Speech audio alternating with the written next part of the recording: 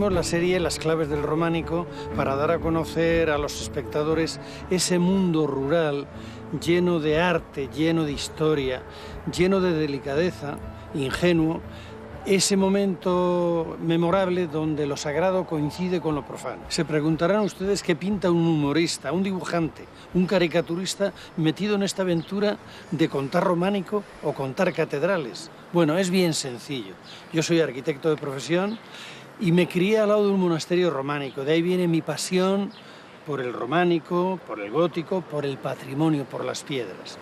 Considero que el patrimonio es una enorme riqueza, que no solamente es una fuente de empleo y que es nuestra memoria, sino que es un valor en sí. Decía Fuentes Quintana que el patrimonio de antaño son las rentas de Ogaño, y eso es lo que le queremos contar a ustedes. ¿Qué pasa? ¿Qué hay? ¿Qué vínculo existe entre las catedrales y la ciudad? ¿Y qué significan para nosotros, hombres del siglo XXI, mujeres del siglo XXI, estas obras fastuosas, estas obras extraordinarias que quieren tocar el cielo y en las cuales se mira y son el espejo de la ciudad? La ciudad de Jaca, capital de la Jacetania, está situada a los pies de la mítica Peña Oroel, en el Pirineo español, al norte de la provincia de Huesca. La vieja Catedral de San Pedro es una de las construcciones más características de la ciudad de Jaca y es un magnífico exponente del románico en la península ibérica.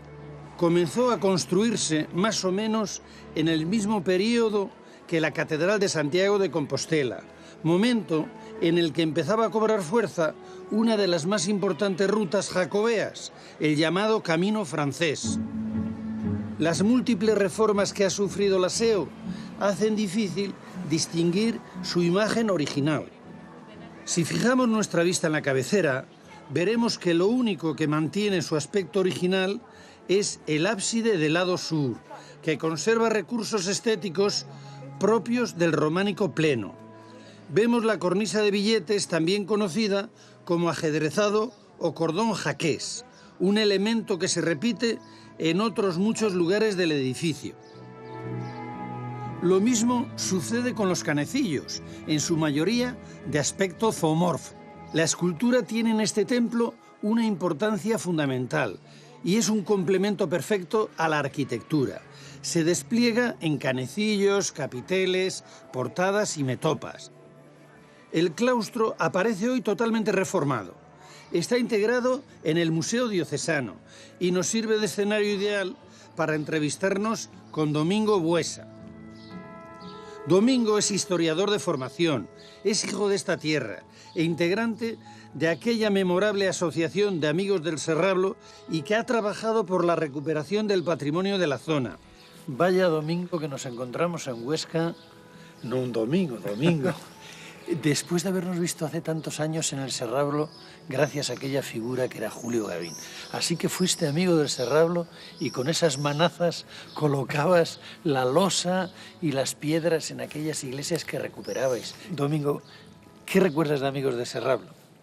Pues yo recuerdo sobre todo la ilusión y lo mucho que aprendí en aquella época con Julio Gavín y con don Antonio Durán Gudiol y sobre todo, como te decía antes, esa pasión por esta tierra que nos enseñó a todos Julio Gavín y que yo creo que se lo debemos.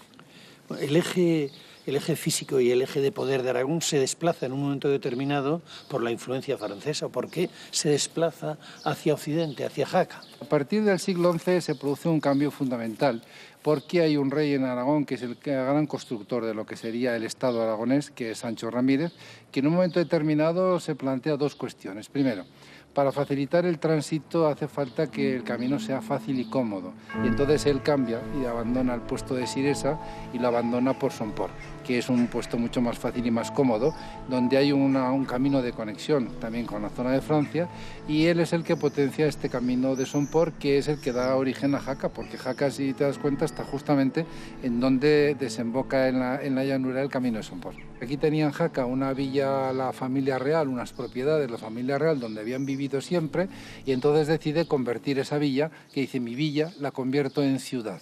Y entonces surge la ciudad de Jaca y lo hace a través de la concesión de un fuero en donde potencia el comercio y donde potencia la libertad. Es decir, frente a una estructura feudal que rodea al mundo agrícola, pues Jaca significa la libertad y la gente que atraviesa la frontera de la muralla de Jaca entra en el mundo de la libertad, goza de otros privilegios y de otra serie de ventajas. Bueno, lógicamente, el momento que decides que es la capital, necesitas la catedral, necesitas el obispo, la expresión de la ciudad es la catedral. Y construir un edificio al modo francés, porque la catedral de Jaca es muy francesa en sus orígenes. ¿Cómo se gesta la construcción de la catedral y qué fases tiene? Hay dos cuestiones a tener en cuenta. Primero, la catedral nace porque el rey necesita tener un escenario donde demostrar su poder y su vinculación con el papado, su protección por parte del papado. Y esa catedral de Jaca tiene esa función, fundamentalmente. Es una catedral áulica, es una catedral al servicio de la monarquía y al servicio del rey. Esto potenció que la catedral de Jaca tuviera una época de esplendor y que al principio se trabajara muy rápidamente. Se comienza por los pies y por el ábside, es decir, aquí al principio debía ser un follón. Es decir, la construcción de la catedral en los primeros tiempos debió de ser complicadísimo. Bien, entonces, como hay gente que está oponiéndose, pues hay un momento en que surge un líder de ese bloque, y ese líder es nada menos que el hermano del rey, que es el obispo de Jaca. Y claro, eso supone que se enfrentan el rey con el obispo de Jaca, los dos hermanos. Es un enfrentamiento de dos opciones de la política. Y eso supone que el rey automáticamente corta el apoyo a la catedral de Jaca, paraliza la construcción de la catedral de Jaca, hasta que en un momento determinado cambia el obispo, y en el entorno del año 1100 el obispo que llega es amigo personal de un hijo de Sancho Ramírez, de Alfonso el Batallador, que luego será rey de Aragón, y claro, este nuevo obispo, apoyado por un infante, heredero además de la corona, va a seguir esa euforia constructiva, de tal manera que podríamos señalar dos épocas, una entre 1076 y 1086 en líneas generales muy amplias, y luego una segunda entre 1100 y 1131, porque en 1131 sabemos que está terminada, porque el Papa en un documento pontificio lo indica. A partir de este momento, una vez que las obras de la catedral concluyen, Jaca deja de ser ese centro de poder en beneficio de la ciudad de Huesca, donde residía el obispo. Gracias a este hecho, que históricamente puede parecer aciago para la ciudad, la catedral sigue siendo hoy un hito del románico en toda España. En el lado sur del edificio encontramos un pórtico de factura moderna, levantado hacia finales del siglo XVI. Protege una portada románica. Es esta una de las entradas más emblemáticas del templo. Los capiteles historiados que adornan el porche nos invitan a reflexionar sobre la evolución constructiva de la catedral. Son piezas románicas reutilizadas. Proceden quizás del antiguo claustro o del coro alto que hubo en la nave central. Una de ellas representa al rey David con sus músicos. Le acompañan 11 músicos con sus respectivos instrumentos. Otro de los capiteles nos narra un pasaje bíblico, el sacrificio de Isaac. El joven aparece maniatado, esperando el golpe mortal por parte de su padre, Abraham.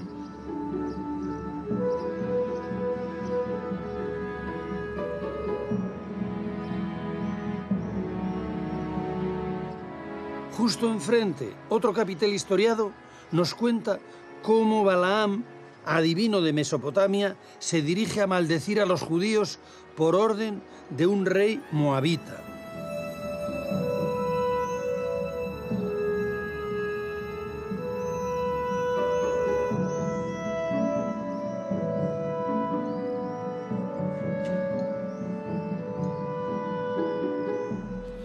Dentro de la liturgia de la catedral y de la pedagogía de la catedral, el pórtico tiene una importancia, ¿no? Y el que ha visto Jaca, Fromist ha visto Jaca, ¿no? Esta influencia francesa que llega hasta aquí. ¿Cómo se plasma el pórtico? ¿Qué importancia tiene? Yo creo que la puerta en la concepción tradicional, ¿no?, del Génesis, la puerta del cielo, bueno, pues esa puerta es el punto donde nosotros tenemos todo el mensaje perfectamente plasmado. En el crismón es un crismón trinitario que inicia ahí en Jaca, que es un elemento que va a tener una enorme fuerza y que además es un elemento en donde a la persona que atraviesa esa puerta se le indica que ojo con lo que haces, porque al final si no obras bien no te salvarás y si obras bien te salvarás, es decir, está avisándole. Y además le ponen dos ejemplos muy claros. Hay dos leones de alguna manera representando en un carácter casi apocalíptico, ¿no?, dos leones que están, uno de ellos protegiendo a los que obran bien y otro destruyendo a los que obran mal. Y ahí en ese conjunto de avisos y de avisos penitenciales que viene a indicarnos algo fundamental. Y aquí es donde entendemos el pórtico.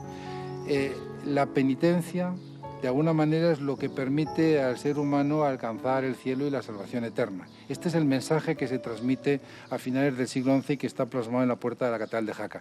Entonces, si tú tienes penitencia, si tú eres un hombre que haces penitencia, que dedicas pues al ayuno, te dedicas 40 días a meditar, a perfeccionarte, pues de alguna manera vas a salvarte. Y donde se incorpora un concepto nuevo, que es el concepto de la Trinidad. Porque ahí habla de que el Padre, el Hijo y el Espíritu, el concepto de los tres, es lo que el pórtico de Jaca indica en el siglo XI, que no era una cosa habitual.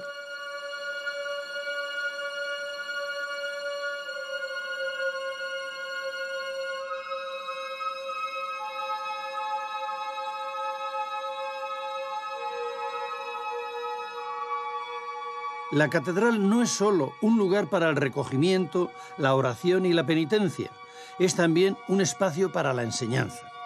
Aquí se instruía a personas de escasos conocimientos, aquellos que apenas sabían leer ni escribir, gentes que encontraban en las Sagradas Escrituras lecciones sobre el bien y el mal, las claves del pecado y de la salvación. Para hacer llegar estas ideas al conjunto de la sociedad, se recurría a su representación gráfica, en algunos casos, como ya hemos visto, mediante la escultura, y en otros, mediante la pintura. Ya lo decía San Gregorio, la pintura enseña a los ignorantes que la miran, para que sin instrucciones ellos vean lo que no conocen por las letras. El arte románico se caracteriza por su sobriedad. Aunque hoy contemplamos las paredes de la Catedral de Jaca limpias, es muy probable que en su día estuviesen decoradas con pintura mural. De hecho, la pintura era tan importante en el románico que casi todos los templos estaban policromados. Los dibujos tenían una doble función, la ornamental y la didáctica. Eran auténticos libros de enseñanza, que además vestían estéticamente las iglesias. Aunque muchos de estos conjuntos murales se han perdido por completo, otros se han conservado y nos dan una idea de cómo eran en origen los templos o de qué técnicas se utilizaban para decorarlos. Normalmente se tendía a representar pasajes bíblicos, aunque en ocasiones también aparecen escenas de la vida cotidiana, como los calendarios agrícolas, siempre, eso sí, dentro de un programa iconográfico más amplio. Dibujos que en numerosas ocasiones los clérigos utilizaban como apoyo a sus homilías. La palabra combinada con la imagen para dotarle de más énfasis.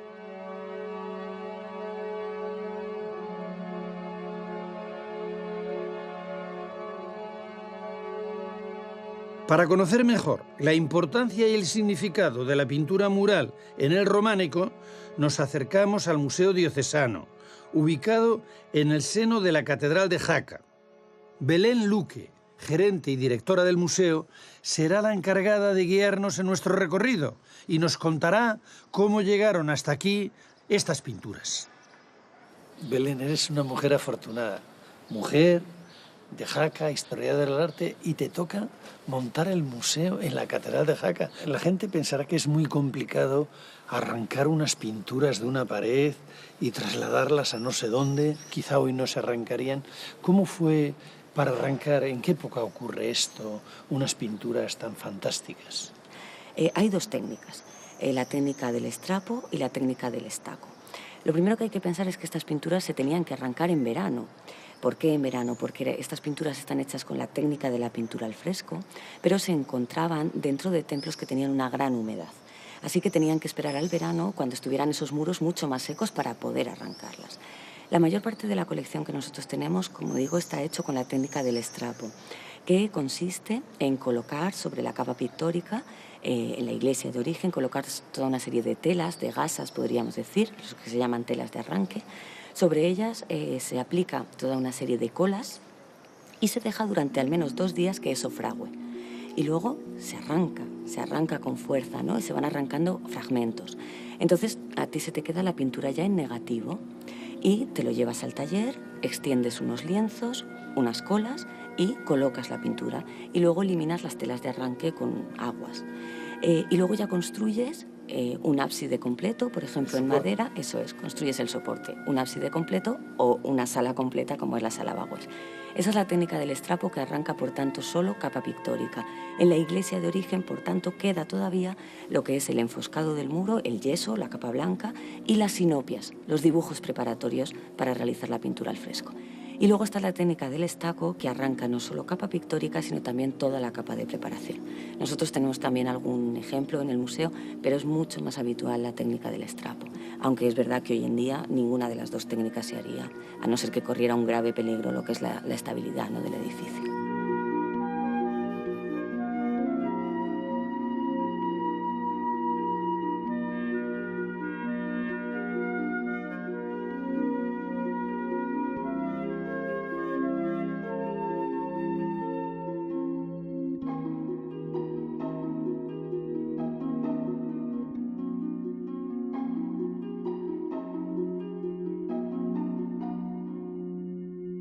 Y es verdad eso de que el románico era la pintura y los capiteles, la escultura, era la Biblia de los pobres, pero en realidad no era la Biblia de los pobres, era la Biblia de todos.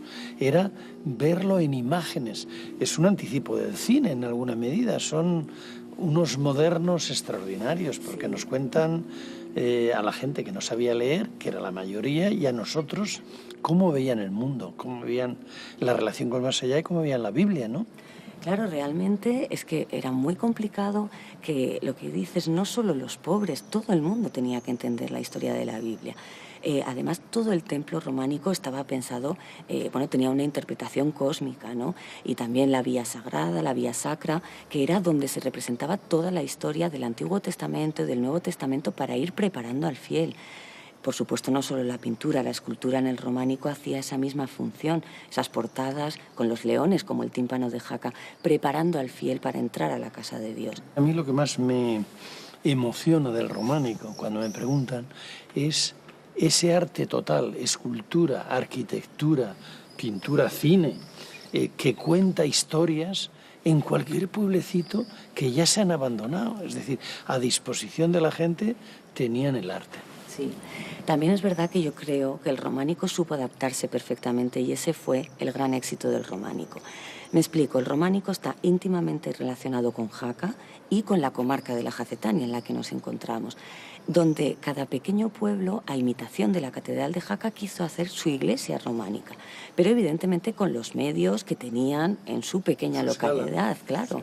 Entonces yo creo que eso es un gran éxito del románico. Belén, ¿en qué ha consistido esta puesta en valor del museo? Esta nueva visión del románico, mucho más actual, va a ayudar a que esos templos que os rodean y que son la expresión de esta cultura de aquel tiempo, va a ser una realidad, va a tener una influencia y va a dar vida a los pueblos. Pues nosotros eso es lo que realmente querríamos conseguir. Es decir, para nosotros el gran reto, y que ya se nos ha planteado y lo cual nos hace una ilusión tremenda, es que mucha gente cuando salga del museo luego nos pregunta, oye, ¿pero dónde está Bagües? Porque vamos a ir esta tarde a ver la iglesia de Bagües. Oye, ¿y cómo se llega a Navasa? ¿O cómo se va a Ruesta? Eso ya nos está pasando. El Museo Diocesano es, por tanto, una puerta abierta al románico, al patrimonio de la comarca de Jaca, una invitación a seguir recorriendo caminos, a continuar visitando templos. Nosotros seguimos, sin embargo, reflexionando sobre la pintura mural románica. Nos han impactado las colecciones del museo. Son trazos medievales, pero no han perdido un ápice de actualidad, de modernidad. De hecho, nos recuerdan mucho a los cómics que leíamos de niños. Dibujos bidimensionales que tratan de captar la mirada y la atención del espectador. Nos atrapa la crudeza con la que el artista ha representado, por ejemplo, la escena de Pedro cortándole la oreja a un soldado romano, Malco. Forma parte de un programa iconográfico mucho más amplio, que recorre desde el libro del Génesis hasta los Hechos de los Apóstoles. Para demostrar la modernidad de la pintura mural y para seguir profundizando en la mente del artista, realizamos un experimento. Invitamos a un ilustrador y dibujante actual, Chema Román, a que analice y nos bocete las pinturas románicas de la iglesia de Navassa en Huesca.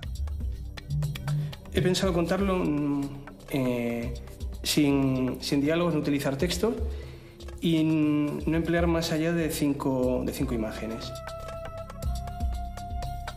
Como voy a utilizar la narración, estoy trabajando sobre un material en el que ya hay muchas referencias, pues voy a tratar de darle un enfoque un poco diferente, porque creo que ya el lector está bastante avisado del tema, ya tiene bastantes referencias, como para que en cuanto vea una serie de elementos, como son por ejemplo la estrella o los Reyes Magos, ya sepa de qué va. Sí, en el caso de la pintura mural, como las posibilidades de corrección son menores o son más costosas, más complicadas, cuanto más se tenga planificado, muchísimo mejor. Entonces, normalmente los bocetos suelen estar muy terminados, con el color muy estudiado, prácticamente como se va a plasmar en el muro. Yo imagino que el pintor, en este caso, trabajase de un modo itinerante, es decir, sería el equivalente a un freelance actual. Se iría desplazando de acuerdo con los encargos. Y sería su reputación o su experiencia de haber realizado otros trabajos lo que le haría que contactasen con él. Creo que el margen de maniobra que podría tener un pintor sería bastante amplio, porque tienes elementos un tanto desvinculados de lo que es la propia narrativa, que te permite jugar con ellos, como por ejemplo el color, la expresividad.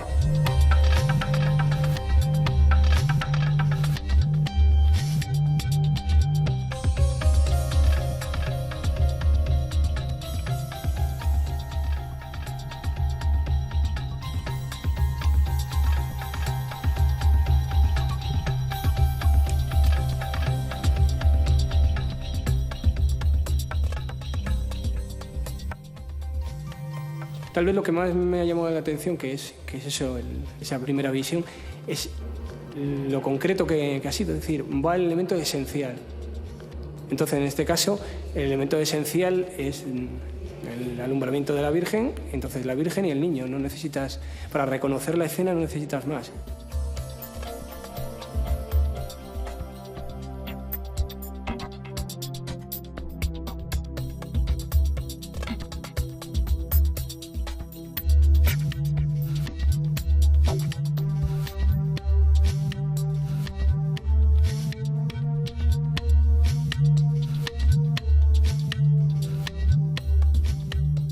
Todas las técnicas del lenguaje del cómic actual de las que nos habla Chema las vemos reflejadas de uno u otro modo en los murales del Museo Diocesano de Jaca, tanto en los de origen románico como en los de épocas posteriores. Por ejemplo, esta representación de Adán y Eva de estilo gótico, procedente de la iglesia de San Esteban de Urries. Seguimos viendo una representación esquemática de los personajes. La expresión y el realismo priman sobre la belleza. Si lo pensamos bien, este afán por enseñar, por contar algo al público, ha estado siempre ahí, desde las pinturas rupestres a los grandes del Renacimiento o los movimientos más actuales y vanguardistas. No es extraño, por lo tanto, encontrar ciertas similitudes entre las pinturas murales románicas y las pinturas urbanas actuales, que hoy por hoy inundan calles y muros, como expresión de reivindicación, de protesta o simplemente como otra forma más de concebir el arte y la comunicación. En las catedrales hay un misterio y un milagro. Las primeras catedrales románicas son más oscuras. En el románico impera la masa, el muro, la bóveda. Y en el gótico dan un salto tecnológico importante. A través de la bóveda de crucería pasan las cargas a unos puntos y a unas líneas concretas, no van al muro. Y entonces la catedral se aligera. Podemos decir que se verifica el principio y la teoría de la relatividad. La masa se convierte en energía y la energía es la luz. Y las catedrales, a través de la vidriera, la catedral gótica me refiero, se llenan de luz. Este es el gran misterio y esta es la luz de las catedrales. La transustanciación de la piedra. La piedra desaparece y aparece el cristal. La masa y la oscuridad desaparece y viene la luz. Hágase la luz y la luz fue hecha.